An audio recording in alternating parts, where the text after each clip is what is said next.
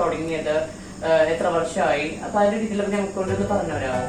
ഈ കട തുടങ്ങിയിട്ട് കുറെ വർഷമായി. മുമ്പ് സെറിയാൻസ് ആയിരുന്നു. അത് 34 വർഷം കഴിഞ്ഞു. സെറിയാൻസ് മുമ്പായിരുന്നു. ഇപ്പോൾ ഞാൻ തന്നെ 10 വർഷം കഴിഞ്ഞു ഈ കട തുടങ്ങിയിട്ട്. ഇതില് മനാക്കിഷാണ് ഉണ്ടാക്കുന്നത്. ഞാൻ ഡെലിവറി അടുത്തൊക്കെ ചെയ്യുന്നുണ്ട്. പിന്നെ പുറത്ത് അങ്ങനെ ഡെലിവറി ഇല്ല. ഇവിടെ ഇരിക്കാനുള്ള സൗകര്യം കുറവാണ്. ഒരു 3-4 പേര് ഇവിടെ ഇരുന്നുകൊണ്ടുണ്ടായിരുന്നു. ഇപ്പോൾ അത് കോവിഡ് വന്നതിന് ശേഷം അത് ഒഴിവാക്കി. ഇരുത്താറില്ല ആരും. ഇപ്പോൾ മൊത്തം പാർസലാണ്. എല്ലാവരും വന്ന് നോക്കുക, വാങ്ങുക, കഴിച്ചു നോക്കുക, ടേസ്റ്റിന് വീണ്ടും വരിക.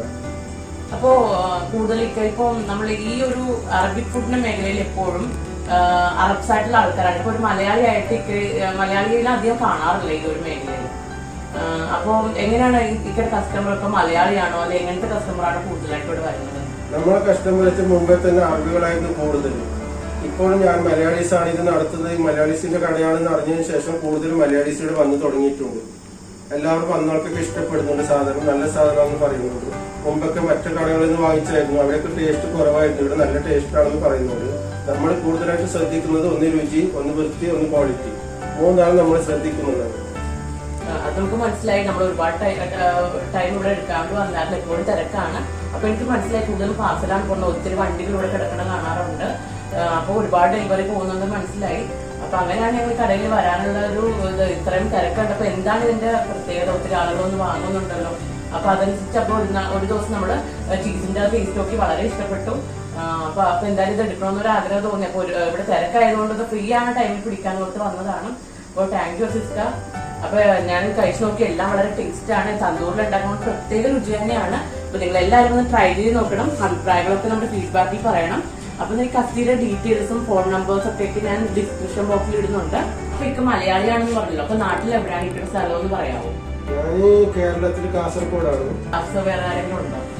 ഇല്ല, ഞാൻ ഒറ്റക്കല്ല. എന്റെ ഇവിടെ മൊത്തം 5 പേരുണ്ട് ജോലിക്ക്. അതിൽ ഒന്ന് ഞാനും പിന്നെ 4 സ്റ്റാഫുകളാണ് ഇവിടെ ഉള്ളത്. ഇതിന്റെ ലൊക്കേഷൻ എന്ന് പറയുന്നത് ഷാർജ ഫയർ സ്റ്റേഷൻ. ഇത് ജാത്തർ വിത്ത് ചീസ്, ജാത്തറും ചീസും കൂടി മിക്സ് ചെയ്തതാണ്. ഇത് പിസയാണ്, പിസ മിക്സ് ആണ്. ഇത് സോസേജ് ഇട്ടിട്ടുള്ള പിസ ഉണ്ട്, ചിക്കൻ പിസ ഉണ്ട്, പിസ മഷ്റൂം ഉണ്ട്. ഇത് നിങ്ങൾക്ക് നമ്മൾ പറയുന്ന ഐറ്റംസ് ഫ്ലേവർ അനുസരിച്ചാണ് റെഡിയാക്കുന്നത് അല്ലേ? നിങ്ങൾ എന്ത് ആവശ്യപ്പെടുന്നത് അതിനനുസരിച്ചിട്ടാണ് നമ്മൾ ഉണ്ടാക്കി കൊടുക്കുന്നത്. ഇത് 3 ടൈപ്പ് പിസ ഉണ്ട്. ഇതിപ്പോ സ്മോള്, ലാർജ് അങ്ങനെയാണോ? എങ്ങനെയാണ് സൈസിന്റെ? സ്മോള്, മീഡിയം, ലാർജ് 3 ടൈപ്പ് പിസയാണ് ഇവിടെ ഉള്ളത്. അതും ഇവിടെ തന്നെ ഉണ്ടാക്കുന്ന ആ ഒരു മിക്സിൽ തന്നെയാണ് ഇത് റെഡിയാക്കുന്നത്. ഒക്കെ ഇതിൽ തന്നെ ഉണ്ടാക്കുന്നത്. എല്ലാം ഒക്കെ സാധനം ഇത് തന്നെയാണ്. ഇത് ലബ്ന വിത്ത് ഹൊലിവാണ്. ഇതിനകത്ത് ഹൊലിവ് ഇട്ടിട്ടുണ്ടാവും. ലബ്ന ഇട്ടിട്ടാണ് ഈ സാധനം ഉണ്ടാക്കുന്നത്.